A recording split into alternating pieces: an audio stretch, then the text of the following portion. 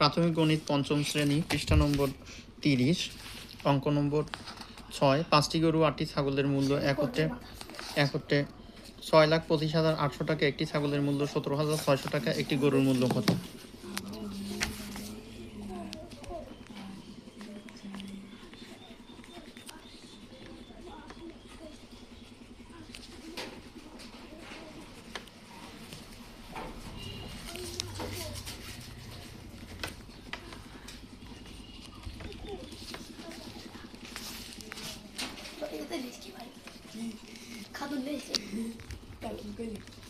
খাতুন খাই শেষে বলে দেওয়া প্রথম কি লিখছে দেখি তাহলে আলো লেখা ভালো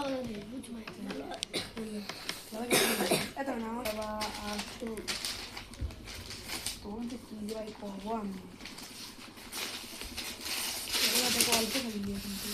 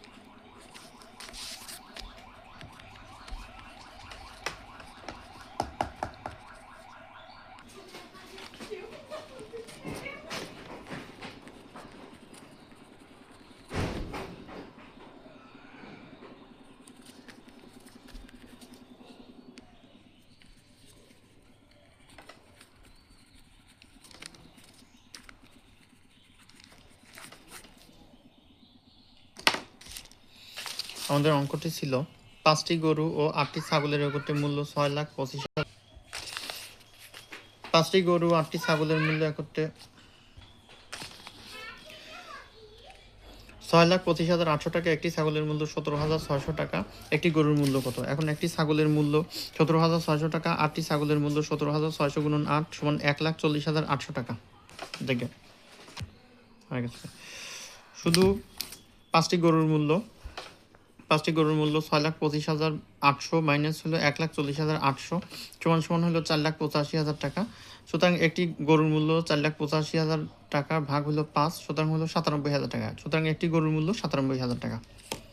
যাই হোক, অঙ্কগুলোরও আপডেট করার দরকার। একটি ছাগলের মূল্য হয়তো 17,600 টাকা ঠিকই আছে, কিন্তু একটি গরুর মূল্য আসলে 97,000 টাকা, এটা কম। কারণ বর্তমান বাজার মূল্য অনুসারে গরু একটা বাছুর জন্মের পরের দিনই দেখা যায় 40 থেকে 50,000 টাকার দাম, অর্থাৎ 7 দিন বয়স হলেই দেখা যায় 60 থেকে 70,000 টাকার দাম। একটা মাঝারি বয়সে একটা গরুর মূল্য প্রায় 1.5 থেকে 1.5 লাখ টাকা, আর পূর্ণবয়স্ক একটা ষাঁড়ের দাম প্রায় 1.5 লাখ থেকে প্রায় 1,70,000 এরকম দাম। এসব বইয়েরও আপডেট করার দরকার।